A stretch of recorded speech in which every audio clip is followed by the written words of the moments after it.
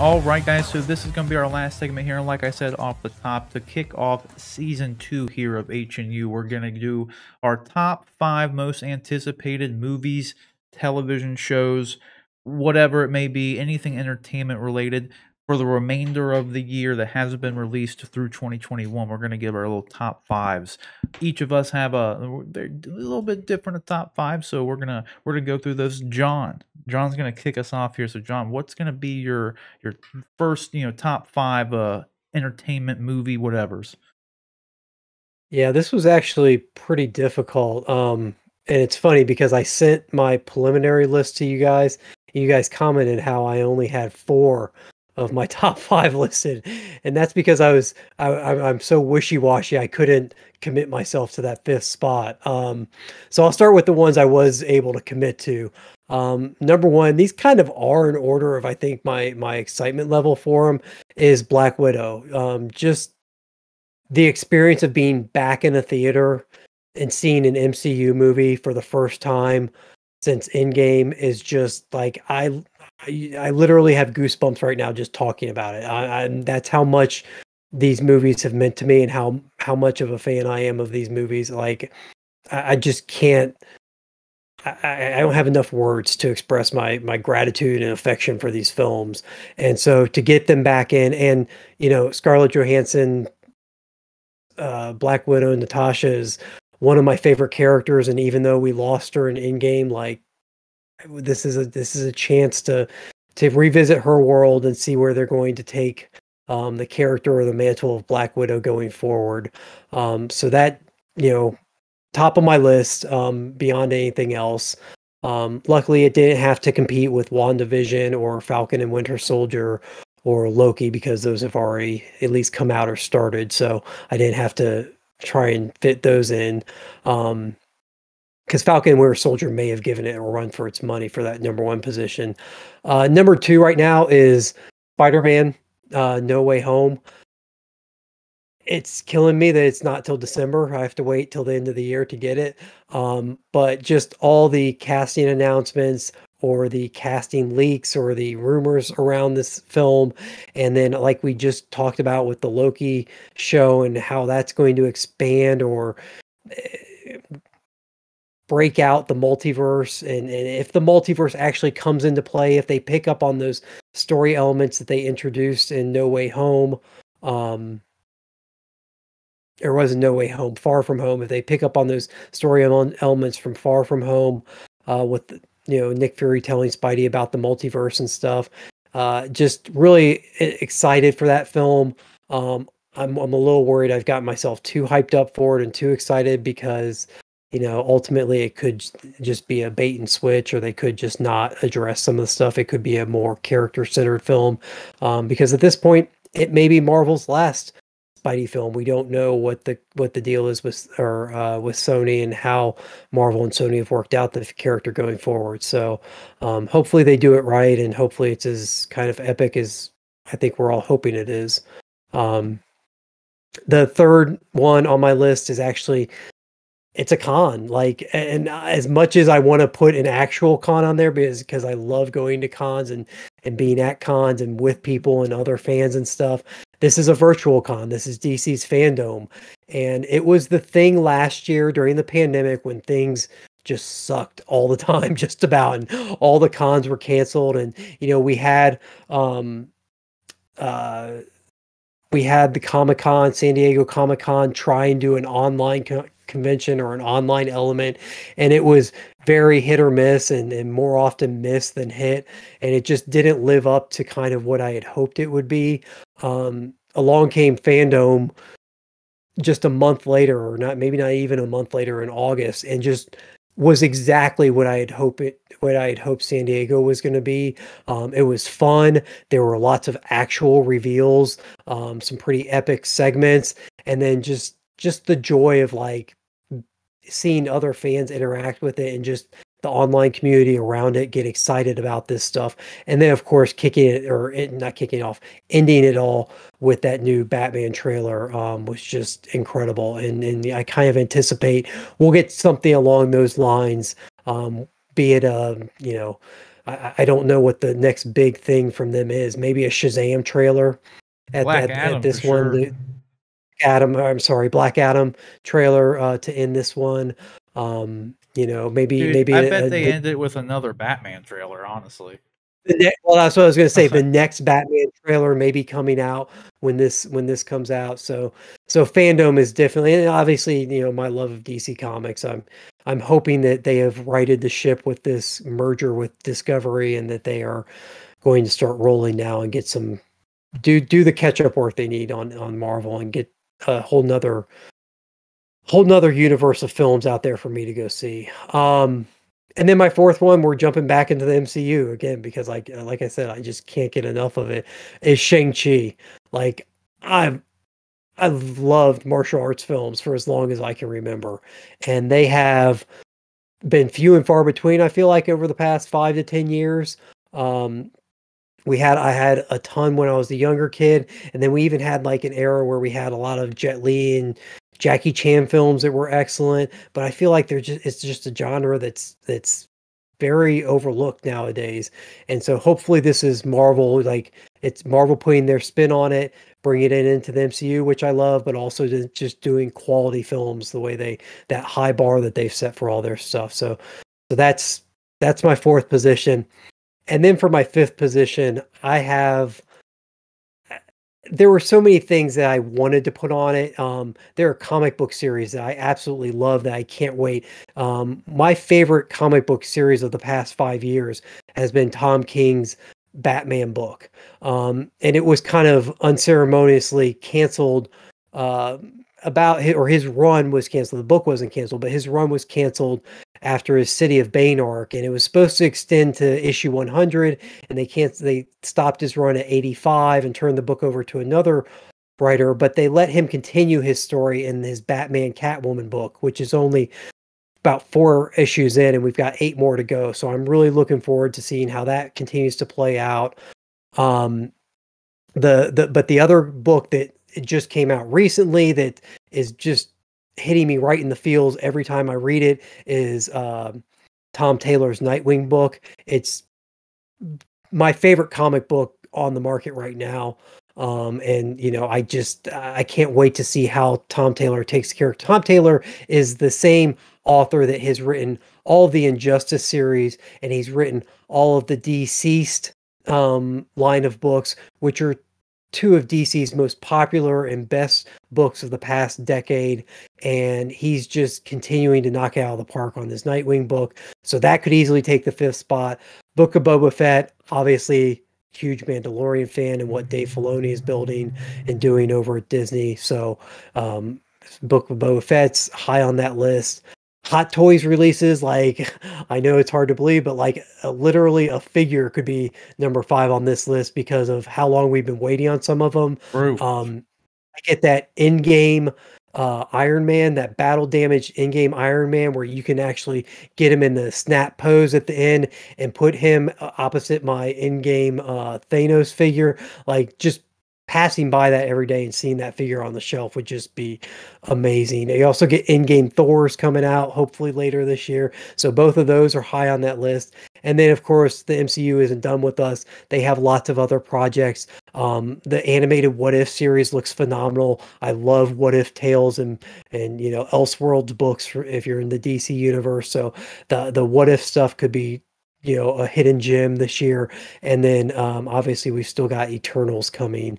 And I don't think we're getting Hawkeye this year. I think it's next year. But if Hawkeye were to show up this year, Matt Fraction's Hawkeye run is one of my, I'll say top 10 comic runs of all time. But that's without me actually having a definitive list. So it could be a little higher or lower depending on, you know, what else I put in on there. But I love Matt Fraction's run. It looks like they're taking a lot of inspiration from that run for this series.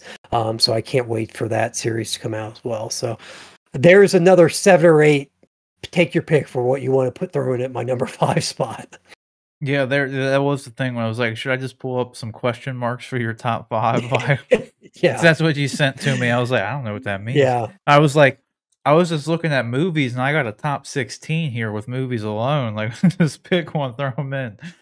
So, Yeah. I yeah, cheated in there's that so number much. 5 spot. Yeah, I cheated that number 5 spice. I gave you guys like what 7, 8 different options. So Well, no, that's the thing, like, because like I said, I was just looking at just movies alone, and, like, no joke, there are 16 just that are still yeah, coming out this year that I want to see, and I might be missing some, like, from, like, because I was just looking just adversely on just random lists online of movies that are still yet to be released. The sites I was looking at could have missed a few, like, I don't know, like, sure. so but, like, 16 is crazy. Rick, what are your top 5s here? What are you looking at? I'm gonna keep mine short and sweet. First one's gonna be Suicide Squad, just because I love James Gunn, and I think, from everything we've seen with it so far, it looks like it's gonna be really good. It looks like it's gonna have like that comedic element too that James Gunn is famous for, which I look forward to, and I think all the actors look great, the characters look great. I just think it looks like a fun movie, honestly. Feel that. Number two would be Venom. Course, Let There Be Carnage. I love Venom. I liked Venom 1. I love Tom Hardy. I love Carnage as a character. So what better movie to bring that into live action than this? That was So almost my number 1. yeah, it's interesting. It'll be interesting to see how they do it and how they interpret it, because even from that trailer, you don't get to really see anything. You get to see him for like half a second at the end of the trailer. Yeah. I So just it'll love be, Carnage so much, like, I literally I had it on my number 1 until just a couple seconds ago, I bumped it. yeah. Next one would be Book of Boba Fett. One, because Boba Fett's one of my favorite Star Wars characters. Two, I had no idea this was even coming out. They just kind of dropped this at the end of The Mandalorian, and it was like, oh my gosh. And Good point. yeah, I think it'll be cool to see things from his perspective and see what he does on Tatooine after taking over Jabba's palace, killing Bib Fortuna, all that fun stuff. Oh, dude, well, not to we didn't cover this because, like, 'cause we have our week off here, but this did just happen recently. Did you see that, Ming-Na Wen, who plays, Fennec, she, posted, like, they wrapped on season 1, but, like, they had literally, like, T-shirts and stuff made that said The Book of Boba Fett season 1, like, indicating that There's going to there's be more than gonna one. be a season 2 probably. Yeah. Because why Yeah. else would they actually put like, they printed this stuff, like, for, like, everyone on the cast got these, like, care packages, and, like, there was, like, a coffee mug and a T-shirt, and they all say, like, S.1. Like, Yeah. you would leave that out if there wasn't gonna be a season 2. No, exactly. Like, so, like, that's kinda cool, like, because I think a lot of people has expected it to just be kind of a one-off, but Right. I'll take more Star Wars, since Star Wars is in a good place right now, so keep doing what works, you Right. know? Like, so yeah, not to interrupt, but I thought that was kinda cool. No, it's cool. What did I have as my third one? There's I been don't a know, it's couple right of 'em. here. Yeah, Dune. Oh, but what was your third? Yeah. Yeah, Dune I just think looks really cool.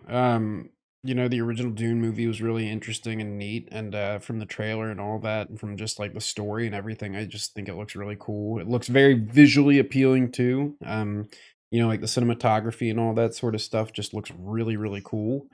The So cast. yeah, the cast too. And then my last one would just be the Eternals. I don't know anything about the Eternals. I just thought the trailer looked really cool. I think the cast looks pretty cool for that too.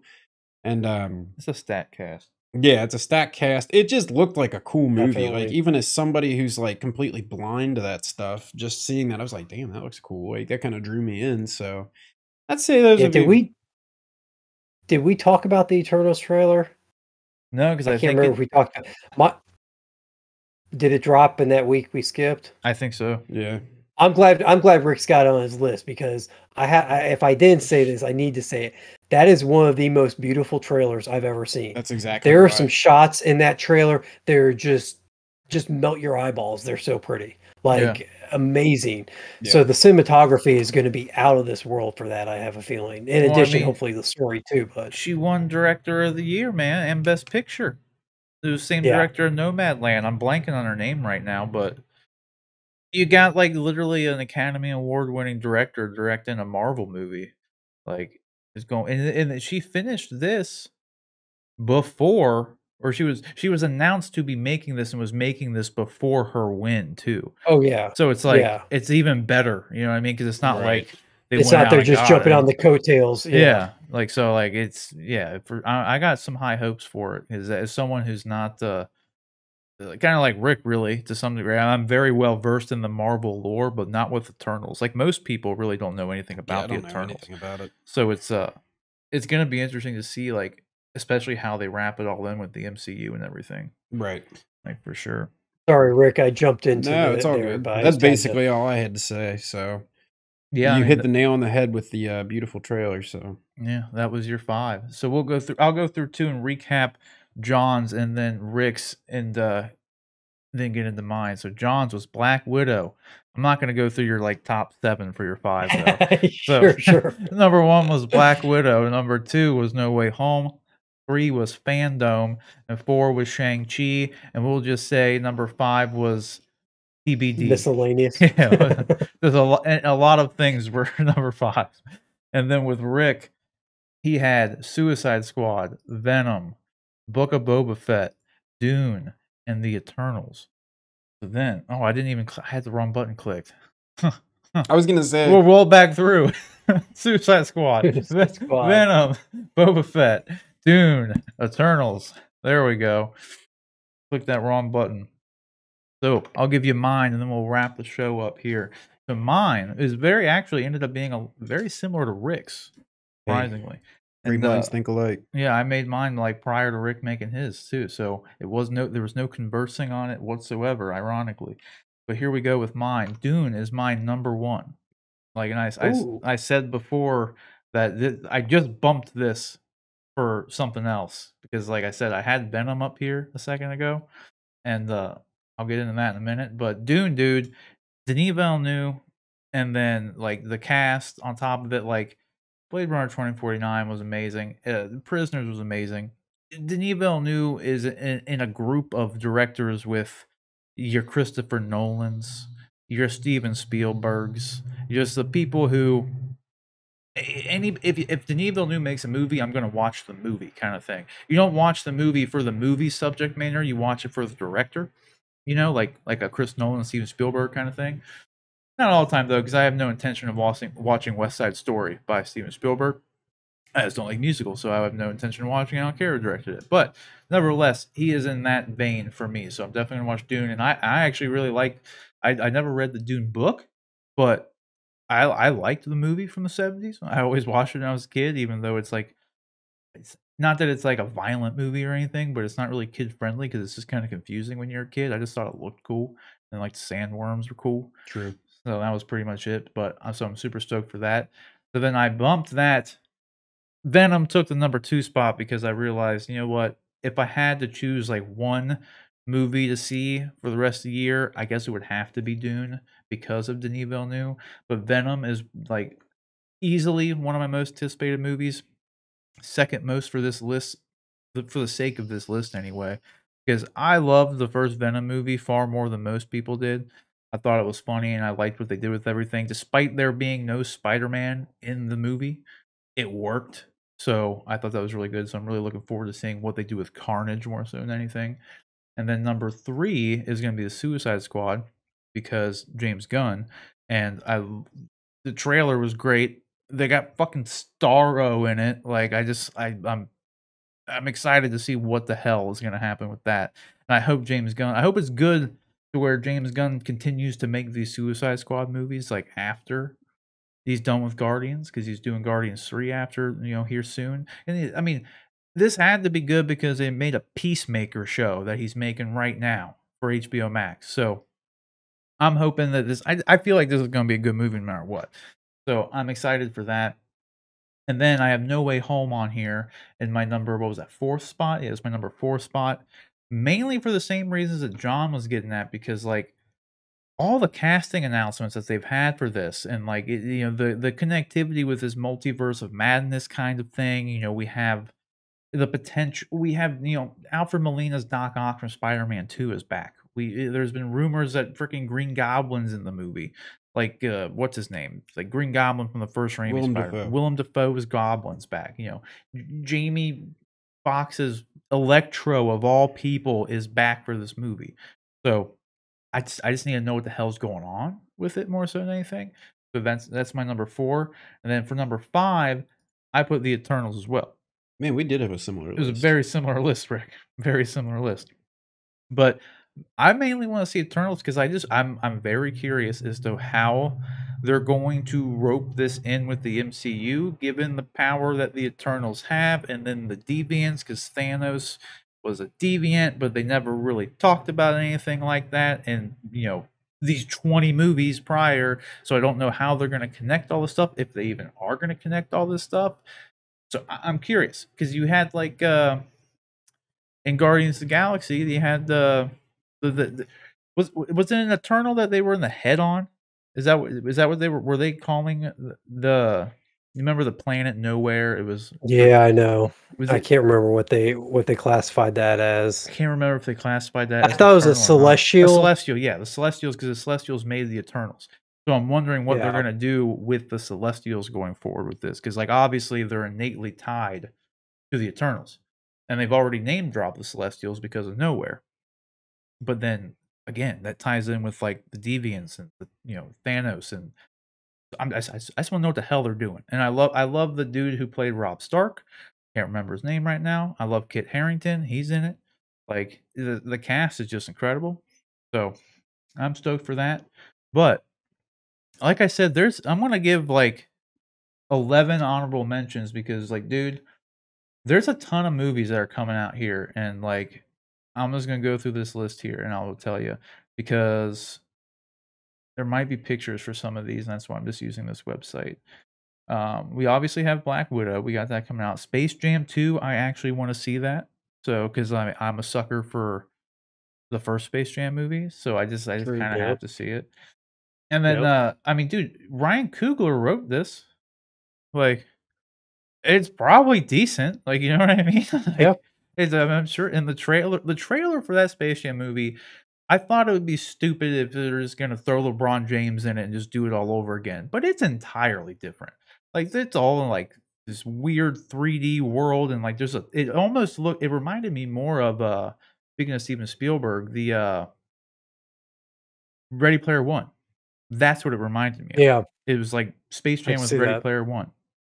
And then, Old by, That does look good. M. Night, I think that looks awesome, and then I'm curious what they're gonna do with that.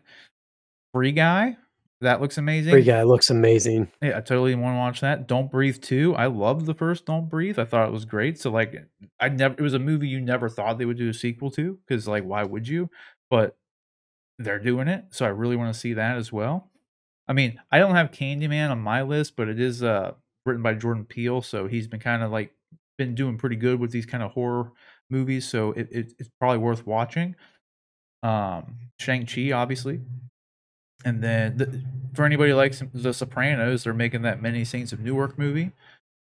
No Time to Die, like Yeah. Oh wow, I forgot about that. Halloween Kills. The Yeah. the the most recent Halloween was really good, so like I want to see that. Yeah, that'll be good. And then this Last Night in Soho movie is the Edgar Wright movie, like this Antlers movie that was like they dropped a trailer for this forever ago. Like, dude, like forever ago. It's a horror movie with by Guillermo del Toro. Like, I've been wanting to see that for years now. Like, literally. And then you have the Ghostbusters movie for anybody who likes Ghostbusters because it's actually written by Jason Reitman, whose dad wrote the original Ghostbusters. So it's presumably going to be a little bit better than the remake with the ladies squad that they just did with Chris Hemsworth in it and whatnot. And then Top Gun Maverick, I want to see that just because Tom Cruise is literally flying fighter jets in it. Like, why the hell not? Like, it looks good. Like, I actually thought the trailers looked really good. I mentioned West Side Story that I don't care about, but Matrix 4 is coming out this year. True. Like, Yep. I don't know what to expect from this movie, so I couldn't really put it on my top 5, but, like, The Matrix is one of my all-time favorite movies in general, so it was hard for me not to put it on my top 5, but given the track record that the Wachowskis have had post-Matrix, and even with the sequels to The Matrix, I couldn't in good faith put it in a top 5 because I just don't know what to expect, but I'm gonna have to watch it, obviously. The King's Man, I'm actually excited to see because Ralph Fiennes is, or Ray Fiennes, whatever you wanna call him, whatever however he likes to pronounce it. It's spelled Ralph, but everyone says Rafe. So that looks great. That was supposed to come out already. The Tomb Raider 2 movie. I don't know if that's even gonna make it this year. What else is there? There's a couple more. Morbius. Oh, that's 2020. No, we're in 2022. Okay, cool.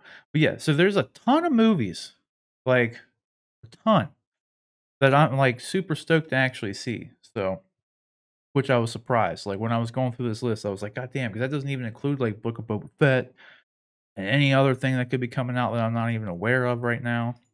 So yeah, it's gonna be it's a pretty big year. Yeah. So like COVID may have like messed up all of 2020, but all it did was everything got bumped to 2021. So now we just have this amazingly stacked 2021. Like, so I mean that's kind Yeah. of cool. And if I hadn't seen A Quiet Place, that would be on the list. But I already saw A Quiet Place. That movie was awesome. Did you end up seeing it the other day? I didn't. I was supposed to go with my brother to go see it last night, and he was busy until late, so I just went over and we hung out there for a little bit. But Yeah, it's phenomenal. I Absolutely think we're gonna phenomenal. try and get out next week maybe and see it. Yeah, it's great. Yeah, totally recommend that if you haven't seen it yet, for sure. But that pretty much wraps up, guys. Yeah, got anything else you want to add? That's our tops, our top fives, and then like my extended top 11 after that. I think we covered it. Yeah. All right. Well, let's wrap it up here. Rick, where can everybody find you online, good sir? Follow me over on Instagram at Sir Rick Metz. I post every now and then on there. Nothing too exciting. Yeah, nothing too exciting. Nothing too exciting. Well, what can you expect? Yeah, it's me. I mean, John, where can everybody find you online? I'm also not too exciting, but I'm over on Instagram and Twitter, Nightwing_K. All right, you can follow me simply at Sir Rob Bifo here. Do not forget, and it's like all platforms, you can just search that, or it's either at Sir Rob Bifo or Rob Bifo, either way. And then don't forget, you can submit topics and questions to us that we will address on this very show by emailing us at honestanduneducated@gmail.com. That's honestanduneducated@gmail.com. Every Wednesday, our collectible reviews go live. Well, they're not live, but they go up on the channel every Wednesday. The most recent one I did was the Heavy Infantry Mandalorian. That is up on the channel now. And then every Friday we do our live stream. So coming out is there. And then for the time being, that's where our first Loki reviews are going to be. They're going to be done on a live stream every Friday. So if you want to come chat Loki, we'll be doing that every Friday. So normally around like 8 to 9 p.m. Eastern time. Sorry for the West Coast folks out there. So but that'll do it, guys. I don't have anything else. So just be sure to like and subscribe, do all that sorts of fun stuff. But until next time, take care.